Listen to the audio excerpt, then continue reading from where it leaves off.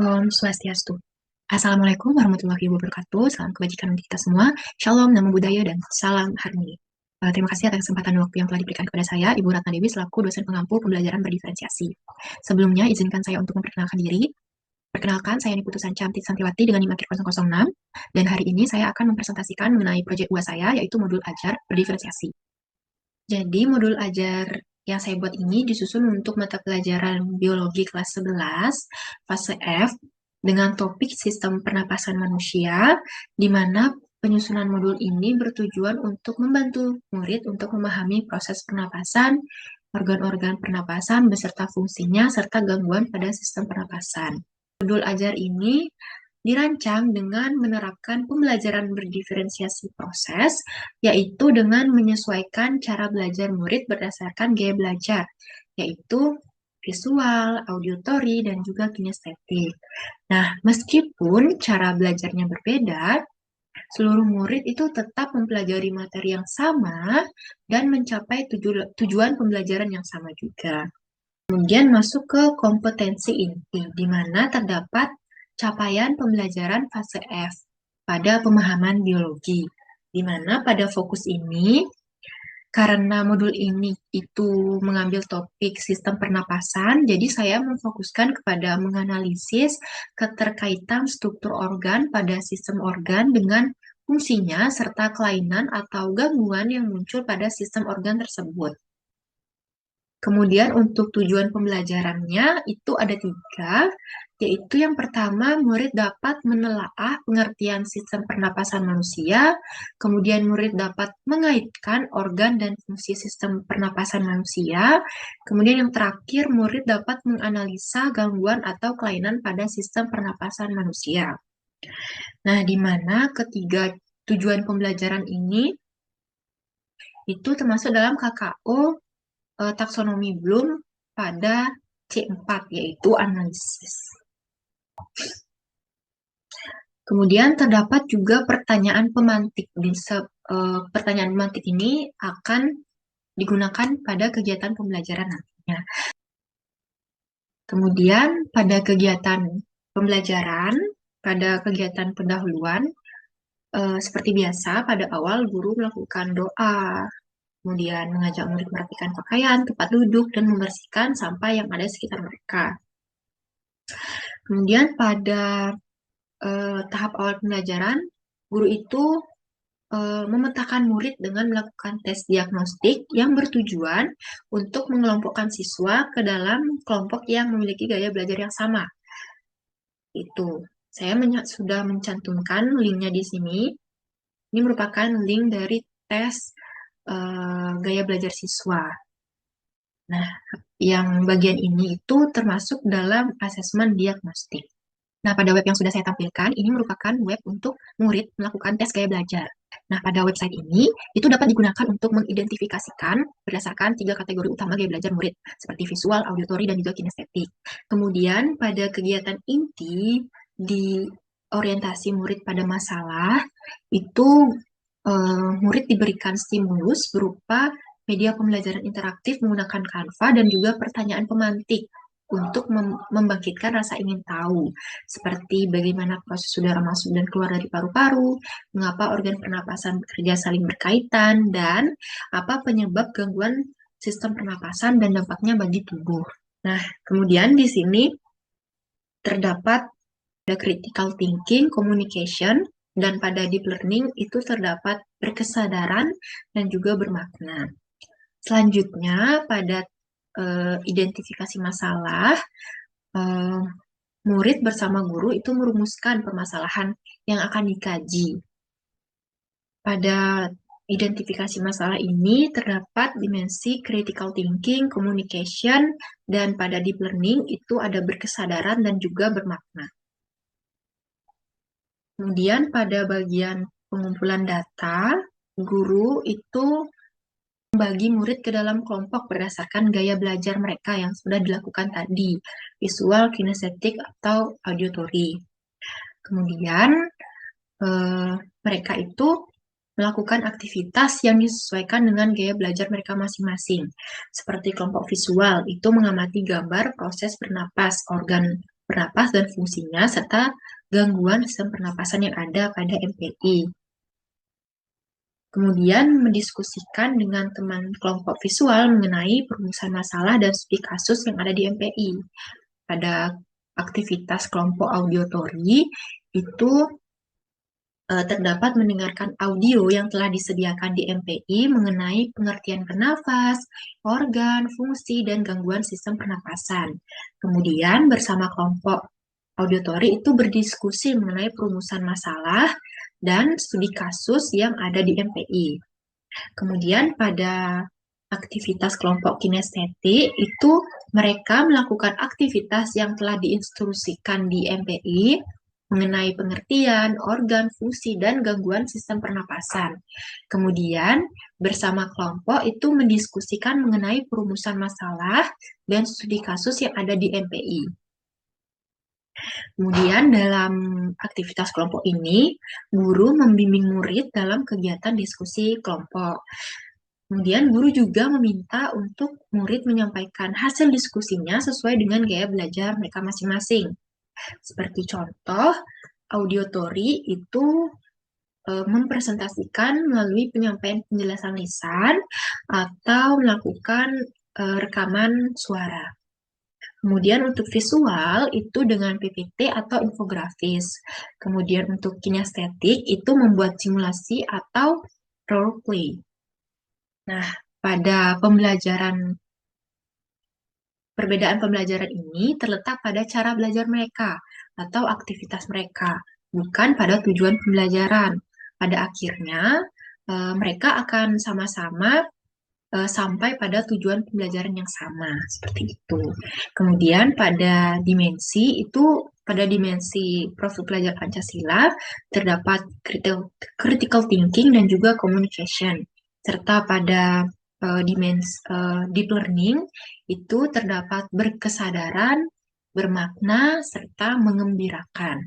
Kemudian pada pengolahan data atau pembuktian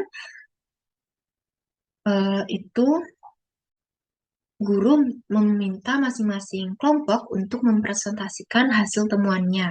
Kemudian guru juga membimbing agar analisis sesuai dengan konsep ilmiah. Pada pengolahan data atau pembuktian itu terdapat critical thinking, communication, berkesadaran, dan bermakna, serta juga ada mengembirakan. Kemudian di akhir pembelajaran itu terdapat asesmen sumatif di mana guru itu memberikan tes tulis atau pilihan ganda tentang sistem pernapasan manusia untuk mengukur TP 1 sampai 3. Di mana asesmen sumatif ini terdapat dimensi seperti critical thinking, berkesadaran, dan juga bermakna. Kemudian untuk refleksi dan konfirmasi, itu murid melakukan refleksi untuk pencapaian asesmen formatif dan guru melakukan refleksi untuk mengetahui ketercapaian proses pembelajaran dan perbaikan. Nah, refleksi itu dilakukan di Google Form. Saya sudah menyantumkan Google Form-nya di modul ajar. Kemudian pada bagian ini terdapat dimensi communication, mengembirakan, dan juga bermakna. Nah, pada penilaian dalam modul ajar, itu dirancang secara komprehensif, meliputi asesmen diagnostik untuk memetakan gaya belajar peserta didik. Kemudian ada asesmen formatif sesuai proses pembelajaran. Kemudian terdapat asesmen sumatif di akhir pembelajaran. Nah, asesmen itu mencangkup aspek pengetahuan, keterampilan, dan juga sikap dengan rubrik yang disesuaikan, namun tetap adil untuk semua gaya belajar murid. Kemudian, ini merupakan lembar dari refleksi murid. Ini sudah saya cantumkan di Google Form. Kemudian, ini merupakan lembar refleksi dari guru. Terdapat aspek penguasaan materi, penyampaian materi, umpan balik, keberhasilan, kendala, serta rencana tindak lanjut. Kemudian terdapat juga pengayaan dan remedial. Nah, remedial ini akan diberikan kepada murid yang belum mencapai KKM maupun kepada murid yang belum memenuhi tujuan pembelajaran. Kemudian untuk pengayaan itu diberikan untuk menambah wawasan murid mengenai materi pembelajaran yang akan diberikan kepada murid yang telah tuntas mencapai KKM. Kemudian masuk ke lampiran-lampiran. Yang pertama terdapat lembar kerja murid, di mana ini merupakan lembar kerja murid visual. Untuk perumusan masalahnya, itu ketiganya itu sama, di mana mengapa nafas kita terasa terengah-engah setelah berlari atau naik tangga. Kemudian, mengapa saat pilek kita merasa sulit bernapas melalui hidung. Kemudian, apa yang terjadi di paru-paru seseorang yang sering menghirup asap rokok meskipun ia bukan perokok. Nah, untuk studi kasus ini untuk studi kasus itu bisa dilihat di MPI yang telah diberikan. Kemudian untuk siswa dengan gaya belajar visual, itu seperti yang saya jelaskan di awal, itu diminta untuk membuat infografis atau PPT. Kemudian ini merupakan lembar kerja murid dari audiotori, di mana untuk perumusan masalahnya dan studi kasusnya itu sama, dan juga untuk cara mempresentasikannya itu sesuai dengan gaya belajar mereka, yaitu dengan menyampaikan secara langsung atau melalui rekaman audio. Kemudian untuk lembar kerja murid kinestetik itu masih sama, dan juga untuk cara mempresentasikannya itu melakukan role play atau simulasi. Kemudian ini merupakan rubrik penilaian, di mana yang pertama ada rubrik penilaian sikap. Aspek yang diamati itu ada keaktifan dan juga kerjasama. Kemudian ini merupakan lembar observasi penilaian sikap. Kemudian ada rubrik penilaian pengetahuan, di mana indikator penilaian itu terdapat diskusi di mana memberikan masalah atau studi kasus kepada murid untuk mengukur dan atau meningkatkan pengetahuan yang dilakukan setelah proses pembelajaran. Kemudian untuk tes tulis, itu bentuk tes tulis berupa pilihan ganda. Kemudian terdapat juga rubrik penilaian diskusi kelompok auditori, di mana kriterianya itu ketepatan materi sistem pernapasan dan gangguan, kejelasan penyampaian suara, struktur presentasi, kerjasama dan tanggung jawab. Itu. Kemudian untuk indikator penilaiannya itu sangat baik 90-100, baik 80-89, cukup 70-79, kurang itu kurang dari 70. Ini merupakan lembar penilaian diskusi kelompok auditori. Kemudian untuk rubrik penilaian diskusi kelompok visual, itu kriteria penilaiannya kesesuaian isi materi, keterkaitan dengan masalah, penyajian visual, kejelasan informasi, serta kerja sama kelompok. Dan ini merupakan lembar penilaian diskusi kelompok visual. Untuk rubrik penilaian diskusi kelompok kinestetik, itu untuk kriteria penilaiannya, pemahaman konsep, kesesuaian dengan masalah, gerak dan peran, alur simulasi, kerjasama, dan tanggung jawab. Dan ini merupakan lembar penilaian diskusi kelompok kinestetik. Untuk rubrik penilaian tes tulis, itu terdapat soal pilihan ganda, di mana soal pilihan ganda ini sebanyak 20 nomor dengan ketentuan jawab benar itu skor 5, jawab salah skornya 0. Untuk skor total itu 100. Dan ini merupakan lembar penilaian tes tulis. Untuk rubrik keterampilan itu terdapat aspek keterampilan penyajian hasil, komunikasi konsep, pemecahan masalah, kreativitas penyajian, kerjasama kelompok. Dan ini merupakan lembar penilaian keterampilan. Kemudian, sekian dari modul yang saya buat. Kemudian akan lanjut ke media pembelajaran. Baik, ini merupakan media pembelajaran yang saya buat. Seperti yang saya katakan tadi, saya membuatnya dengan Canva. Di mana di sini sudah di awal itu terdapat pertanyaan pemantik seperti yang saya jelaskan di dalam modul ajar tadi. Pada menu itu terdapat kompetensi, di mana kompetensi itu merupakan ada capaian pembelajaran, dan juga tujuan pembelajaran. Nah, pada menu, pada materi, di awal itu siswa akan diminta untuk melakukan tes diagnostik, seperti saya katakan di modul tadi.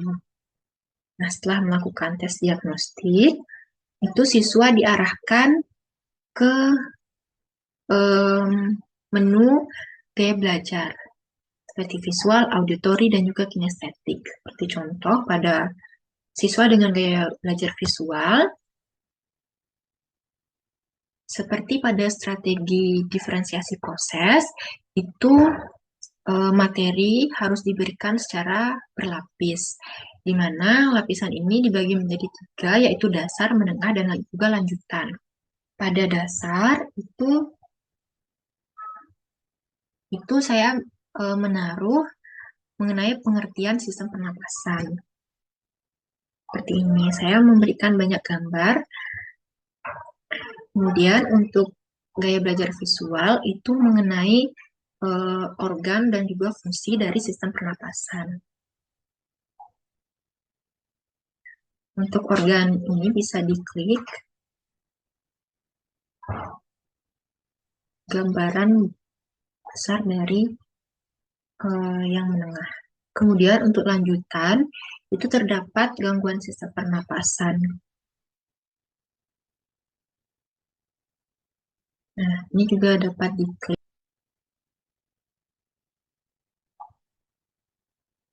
Nah, kemudian untuk yang auditory, sama juga seperti yang visual, itu terdapat lapisan. Pada dasar, terdapat tampilan dengarkan penjelasan berikut. Siswa murid itu tinggal mengklik bagian play. Kemudian untuk yang menengah, siswa murid bisa mengklik bagian organ. Maka akan muncul suara. Lanjutan juga.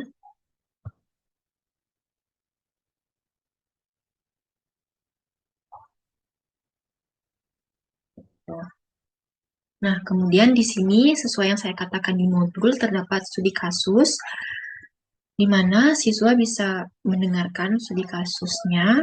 Siswa dengan gaya belajar auditory bisa mendengarkan studi kasusnya.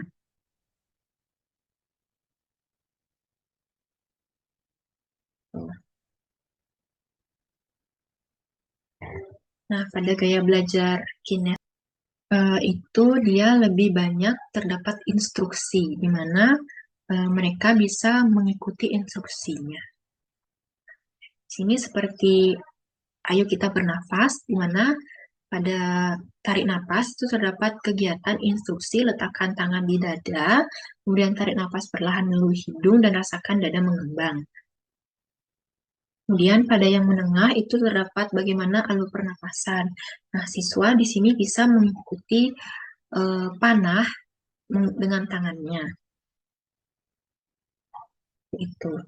Kemudian untuk lanjutan mengenai sebab akibat dari sistem pernapasan, di mana instruksi di sini, ayo gerakan tanganmu dan ikuti panah sebab akibatnya. Kemudian pada refleksi, nah pada refleksi ini juga terdapat linknya yang sudah saya cantumkan di modul ajar dan sudah saya jelaskan di modul ajar. Nah, dari yang sudah saya jelaskan, modul ajar ini diharapkan murid itu tidak hanya memahami konsep sistem pernapasan, tetapi juga mampu untuk mengaitkan materi dengan kehidupan. Nah, walaupun aktivitas yang diberikan itu berbeda, tetapi materi yang diberikan itu sama, sehingga murid bisa mencapai tujuan pembelajaran itu secara bersama-sama. Mungkin sekian yang bisa saya sampaikan. Mohon maaf jika ada salah kata yang disengaja maupun tidak sengaja. Saya tutup dengan Parama Santi. Om Santi Santi Santi Om. Wassalamualaikum warahmatullahi wabarakatuh. Salam kebajikan untuk kita semua. Shalom, namo buddhaya, dan salam harmoni.